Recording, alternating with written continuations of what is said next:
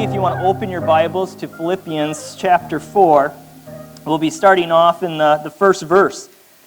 But a reminder of what we were looking at before is that Paul was encouraging them that they are citizens in heaven, and that they are to be imitating in what he is doing in his life, and that we're going to be transformed from what these lowly bodies that we have, and we'll be given these brand new bodies. And he's building on this idea of being everything that God is and trying to apply this into our lives and seeing this things that we used to have as being rubbish and not needed anymore because of this surpassing knowledge of knowing who Christ is and what that means. And he's going to be getting into now in Philippians on trying to encourage them of there is these two that are having this conflict, and that was causing issues not to go forward, because when we get focused in on our own conflicts that we have in our lives, we're missing the greater picture of what God's trying to do around us, and it's a great way that Satan can try to distract us.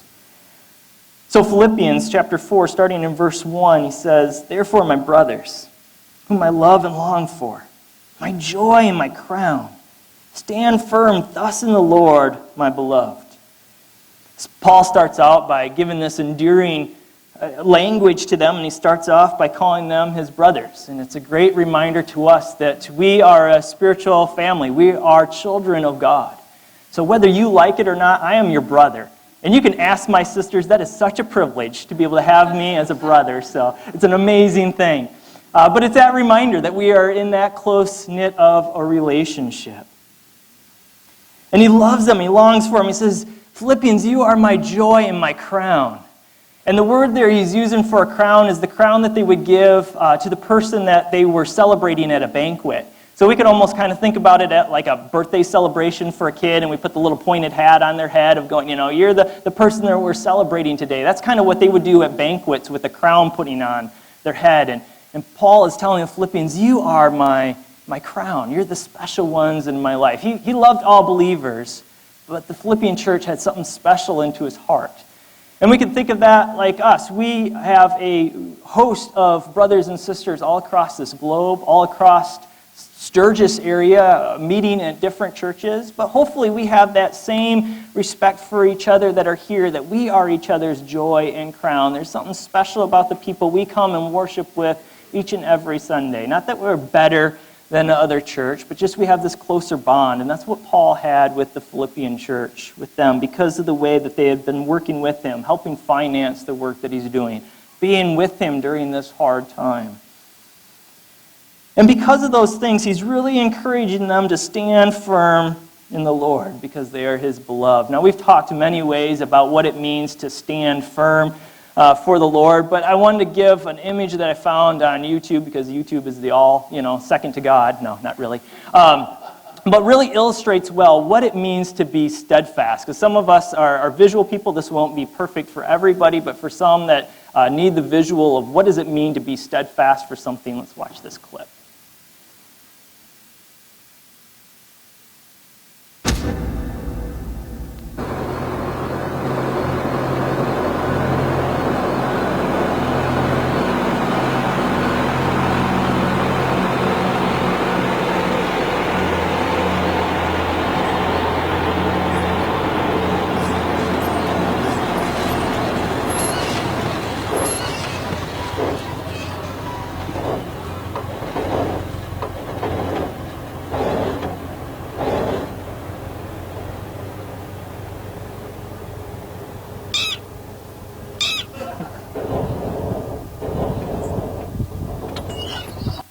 I almost wanted to take over from what Ken did at his message and stop it right at that bird. Hope or hopeless? Yeah, it's going to happen to this bird.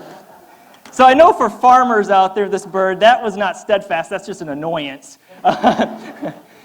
But so take away some of the flaws in this analogy, and you get the idea of being steadfast. Not only was that bird willing to stay there and try to protect those eggs when the tractor was straddling it, but even to the point where the implement was going to crush this bird, it was still unwilling to move, because what it had underneath it, it felt was extremely important. Maybe, I don't know if the bird really thought that, but that's what I'm going to say the bird thought. It probably was not smart enough to move, but for the analogy, it knew those eggs were super important. And so it waited, even to the point where it gets hit by one of the wheels into its head, but it still stays strong. And that's what we are called to have in our walk with the Lord, of standing firm. Even when danger is approaching to us, we say, no, God's word is true. I am holding on to it, and nothing the world throws at me am I going to move. Even to the point where it looks like I'm going to get crushed. And we know from Fox's Book of Martyrs that there are some that get to the point where they are physically harmed or killed for their faith. But we hold strong, saying, I am not going to move from what I believe because I trust what God has promised me, and I know that his word is true. And that is what being steadfast or being firm or being immovable or standing firm means in our Christian walk. He goes on now to address the problem. He says in verse 2, I entreat Euodia and I entreat Syntyche to agree in the Lord. Yes, I ask you also, true companions, help those women who have labored side by side with me in the gospel, together with Clement and the rest of my fellow workers, whose names are in the book of life. So Paul points out there's these two women in the Philippian church that are having this disagreement. He says this needs to get resolved. Now, he doesn't give us the details of what this disagreement is about, so it lets us know it's not a doctrinal one, because Paul would always address those. If one person was right and the other one was wrong, Paul would say, this person is wrong because this is what God's word has to say, this is what God has revealed, so this other person needs to repent. It's not a black and white issue of God has spoken on this issue, so this person needs to repent of what they did. No, it's one of those gray areas that is not that big of a deal. It's one of those issues that we have in the modern church of there's, divisions in some places of do we sing contemporary music or do we sing traditional hymns? It's one of those. You can't open up the scriptures and say, God declares we are to do this. It's just this decision a church has to make, and there's these two people that are disagreeing onto it. Now, I'm not saying Euodia and Syntyche is disagreeing about music, but there's just something that's not that important like that. The color of the carpet, the times that they meet as a fellowship, whatever it is, these two are having a hard struggle with it. But Paul doesn't just say that they need to agree, he says that there's others in the church that are supposed to be helping them as well. It's kind of the answering the question of Cain after he killed his brother and God, to try to get Cain to confess, says, hey, where's your brother? And Cain says, well, am I my brother's keeper? Well, the answer to that question is, yeah, we actually are responsible for each other. So when we get annoyed with each other, checking up on one another, like, hey, how's your devotional life doing? Or how you doing? I haven't seen you at church for a while. And we sometimes are like, who are you to be asking me those questions? Actually, biblically, we're to do that with one another. We're supposed to help each other out along this walk because the enemy can try to pull us away and it seems so right. And so these women in their disagreement, Paul is saying you need to work this out, but church, you need to help them work it out as well. And he's asking them to agree in the Lord. It's through the empowerment of the Lord to be able to work into their lives to help them agree. Paul's not saying in everything that these two women think about they have to be in agreement on. They have to have the same favorite color. They have to, have the same sports team that they agree with. No, it's not those things, but the things that are important that cause division in the people to want to walk away from their faith. It's in the Lord that he wants these people to agree. So we're going to take a step back for a second and say, how do we navigate these types of situations? What do we do when we come along into a conflict and we have to try to resolve it ourselves with another individual, or put ourselves in the shoes of the Philippian church, where he's saying, you come along and you help these two women try to navigate this conflict they're in? What is some advice that we can give people that are going through conflict that can help them through it? This isn't going to be an exhaustive list, but it's some basics that we can use to try to help in our own conflict or help to encourage others. The first thing, and I'm sure we've all heard this analogy before, but we want to remember that when it comes to a conflict, it's just like an iceberg floating out in the ocean. You can only see the top 10%. And that's the same with any kind of conflict, okay? That top part that's above the water is the issue that's at hand. And the problem is so many times we focus in on that issue that we forget about the other 90% that's built up to make that issue be there. And so some of those pieces that are down below the surface that we want to be paying attention to is capabilities. There are sometimes we have expectations on somebody that they're not even capable of handling. All right? I don't mean this to be rude to anybody, but if somebody has ADD and to tell them you need to sit down and focus and listen to me talk to you for an hour, That is just not their capability to be able to do that. And so we need to know, what are people capable of even doing and understanding those ideas? And then understand they have a history. We've talked about that before. There's a background that they're bringing with them. And background should never be our excuse. Don't take that from psychology of saying how you're raised in the background can determine what you are in the future. No, that's a choice you make. But it is something that you bring along, and it's something you've got to be aware of and have a hard time with. Were you from a broken home? Were you from a good home? Whatever it is, you're going to have this history that comes along with you, and you have to be aware of that with the other individual as well that you're talking to. That's going to be building up to the issue that they have. Were they taught by their parents on how to take care of a home or take care of finances, but did you give them the responsibility of the finances? Well, some of that background is going to have to play into the issue that's at hand. And then their values, what they see valuable into their life. We'll have this in a work environment. Is people skills the number one goal when you go to work, or is the bottom line the number one? Is it all about the finances, or is it more about taking care of the people? Those values are going to change how people respond to different situations and choices that are made. So if we just focus in on the issue that happens, and we miss all that underlying area, we're never going to resolve the conflict. And that conflict is just going to come up again and again and again, because it's like we're just cutting off the top of the iceberg, and what's it going to do? Just pop up to the surface again with a little bit more. So we want to remember those kind of things. Don't just focus in on the issue that's at hand at the top, but understand there's underlying things that's feeding this issue. So, resolving conflicts. We're going to look at 4 kind of components. We'll go into these a little bit more detail, but I'll lay them out to you at first. So the first thing that we want to do is we want to choose to engage these conflicts in a positive manner. I think this is crucial and the number one key that we fail to do at, and this is why conflicts last over and over again or become very heated and very debated. So we'll look at how to engage them in a positive manner.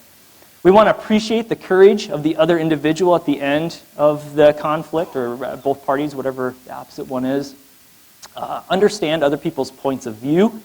And lastly, explore options of what it is to solve the issue. So let's take the first one. Choose to engage positively. We want to help people feel wanted into the conversation. People will communicate with us when they feel safe. The number one killer to communication is we do things that make them not feel safe to be able to communicate to us.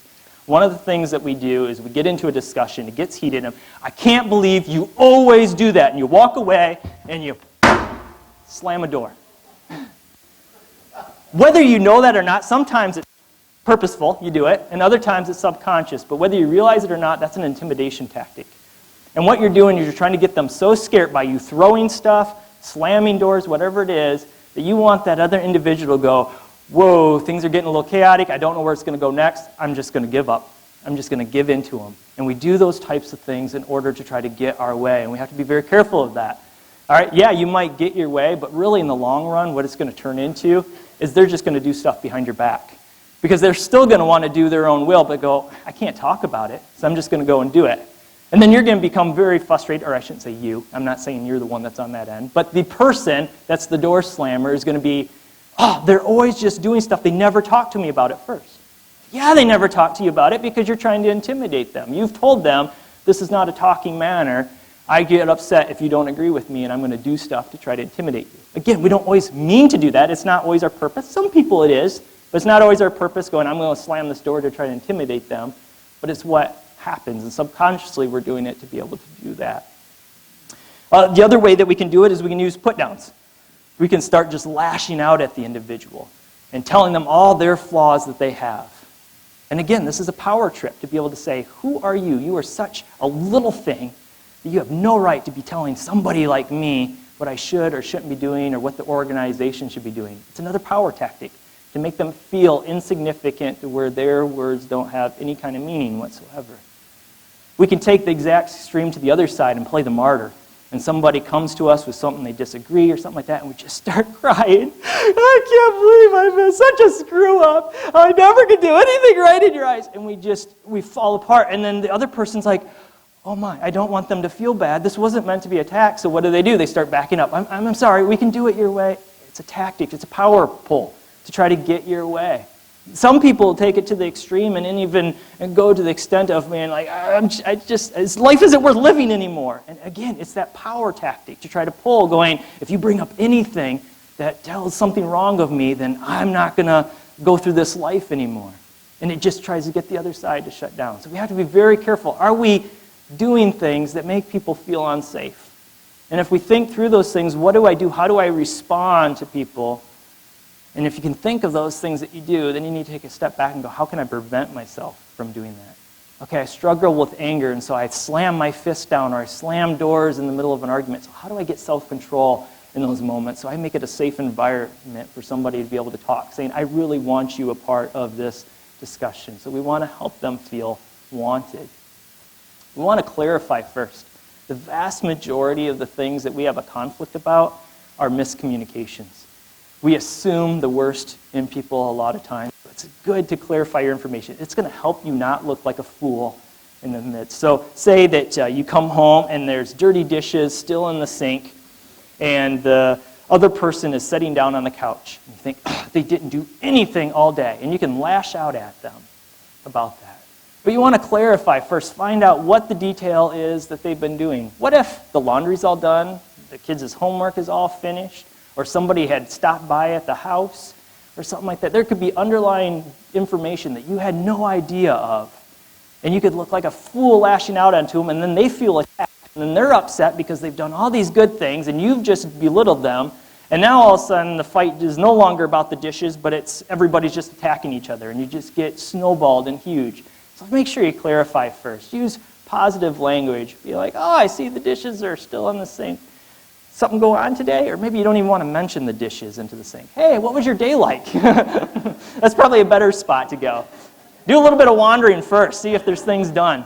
Because it's really hard if you have a humble person on the other end that isn't going to tell you what they did. So you want to clarify first. Make sure what you're thinking is actually true. We've talked about this before. We won't go in depth into it. We had a message that was called Observation versus Judgments that goes into detail. But hopefully you remember the gist of it. Use language that's just about what you've seen, not making a judgment claim onto it. So like I just said there, I noticed that there's dishes still in the sink. Or I became angry when I seen the dishes into the sink. I'm just stating an observation that I made rather than saying, you lazy bum. All right, that was just a personal attack. I just attacked them, and I made a judgment claim onto them. I was just telling Julie on the way here of a missionary missionary that was over in a country, and they were walking along, and he says he's seen one of the natives take a booger out of his nose, and he rubs it around in his finger and then rubs it onto his leg. And they walked a ways, and then they kind of flick it off. It's like, that is nasty. So go a little bit further, and he goes, and he has nose issues too, and grabs the tissue, blows his nose, and puts it in his pocket, and he notices the guys are kind of hanging out a little bit, chatting amongst themselves behind him. And finally, the native interpreter kind of comes up to him and goes, all right, we got to ask. We're all wondering there, are you going to keep that thing? It's all perspective, okay? The missionary thought they were nasty because they took the booger and put it on themselves, but they thought, hey, we're flaking it off, we're getting rid of it. They thought the missionary was nasty because he put a booger in a handkerchief and then kept it into his pocket. And they're like, what are you going to do with that thing? All right? So a judgment would be each one thinking the other one's nasty. All right? That's the judgment. The observation is just, well, one blew it in the hanky, one put it onto the leg. So judgments can vary based on the perspective, and that's what we're getting at with observation and judgment. So don't use judgmental language where you're telling somebody they're lazy or they're no good or whatever it might be. Just stick to the facts of what you have actually seen. I statements are important. It's the one time as Christians we get to be all about ourselves when it comes to conflicts. All right? You want to use language that's just about yourself. So again, I got angry when I noticed the dishes were in the sink undone because I need to know that I'm not the only one taking care of the house. All right, I took ownership of my feelings. I became angry when I seen this, rather than saying, you made me angry. Again, that's an attack. And if we remember back to observation versus judgments, people cannot make us feel a certain way. They stimulate us. But again, it all depends on how we're receiving it. I get punched by a punk kid, I'm going to be upset about it. I get punched by a little kid that was just flailing their arms, not thinking about it, I'm going to have grace towards them. Same result, I got punched. but I'm going to respond differently. So it's not the punch that makes me feel angry or feel compassion. It's how I relate the information in my mind. So it's the same thing with I statements. I own my thing. I felt angry when this happened. You didn't make me feel this way, but I want to express to you I'm angry when I see this happening. And sometimes, not always, but the other side takes it better when they don't feel like they're being attacked. You made me angry. You are lazy. And it's constantly just trying to degrade them and give them full responsibility of the entire conflict, rather than us owning some things. And I'm angry. And that's when it's really good when you find out you're a little bit wrong, and you can apologize better, go, I'm sorry I became angry when I did that. I need to work on that a little bit. All right? So it gives you somewhere to go, too, when you are having to apologize and you had misinformation, to realize that you had ownership of something, and this is something I need to work on. All right, so we want to use I statements, not be focusing on them when it comes to the conflict. How are we observing things? What feelings are we feeling? We want to appreciate their courage. All right, when it's the person that brings up the issue to the other person, that takes a lot of courage. All of us have been there before, that have sat there and contemplated, how do I tell this person this information that I know is going to be kind of hard for them to hear? And we contemplate it, we try to think through our words, try to think the best way to do it, the best timing to do it. We have anxiety working up to it, going, is now the time to do it? No, probably not now because there's somebody else by, and oh, the person walked away, I should do it now, I should do it now. Oh, I just missed my opportunity. And we battle with it. And to realize that if we're on the receiving end, or if we're counseling somebody else that's on the receiving end, to recognize the courage of the individual to try to tell you something that they're having a struggle with, that they've put a lot of time and effort into thinking of how to best approach talking to you about it. We should give them the same respect by thinking through what they had to say before we respond. Because the worst thing we can do is just lash out at them once they bring up an issue. Because they've put time and effort into what they said, and for us just to belittle them, how dare you tell me this thing? You have your own issues. We're not being respectful. And appreciate their courage to be able to tell you something